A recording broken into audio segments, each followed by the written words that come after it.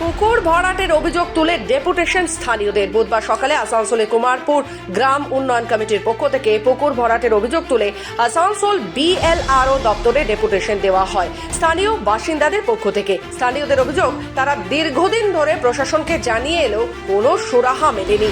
গ্রাম উন্নয়ন কমিটির পক্ষ থেকে গোবর্ধন মণ্ডল জানিয়েছেন, এলাকার মানুষজন যে পুকুরটি ব্যবহার করত তার বেশ কিছুটা অংশ বুঝিয়ে দেওয়া হয়েছে, যার জেরে নিত্যদিনের ব্যবহারের জল তারা আর পাচ্ছেন না। তিনি আরো জানান, কোনো এক ব্যক্তি এই পুকুরটি দেওয়াল দিয়ে ঘিরে নিয়েছে এবং 2/3 ভরাট করা হয়েছে, কিন্তু বাকি 1% পড়ে রয়েছে, সেটা কচুরি পানায় ভরে গেছে। ফলে স্থানীয়রা জল না পেয়ে নানান সমস্যার সম্মুখীন হচ্ছে বলে জানান তিনি।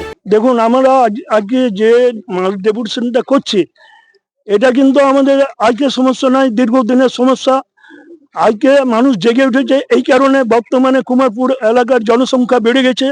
আগে যদিও আমাদের নিত্যদিনের ব্যবহারের জলটা পাওয়া যেত জোর থেকে এদিক ওদিক, বর্তমানে আমাদের এর আগে একটা 191 থেকে কুমারপুর মৌজে পুকুর ছিল 3 একর, 1 একর 500, মানে প্রায় 3 বিঘার বেশি, বেশ বড় জলাশয় ছিল। গ্রামের মানুষ সেখানে নিত্যদিনের জল ব্যবহার করত।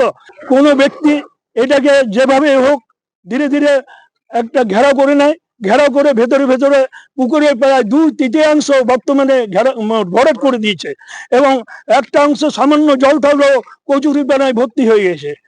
আমরা দেখছি এখন যা আমাদের জলের সমস্যা, আমরা যদি ওই পুকুরকে, ওই দেয়াল ভাঙিয়ে ওই পুকুরটাকে যদি সংস্কার না করাতে পারি, তাহলে আমাদের জলের সংকট থেকে আমরা মুক্তি পাবো না। পাশাপাশি তিনি আরো জানান, এই সমস্যার সমাধান না হলে তারা আন্দোলন চালিয়ে যাবেন।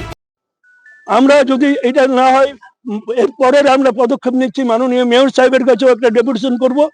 তারপরে আমরা ধর্নায় বসাবে আমাদের একটা পরিকল্পনা আছে, লাগাতার ধর্না চালাবো। আসানসোল থেকে রাহুল পাসওয়ানের রিপোর্ট, খবর বাংলা।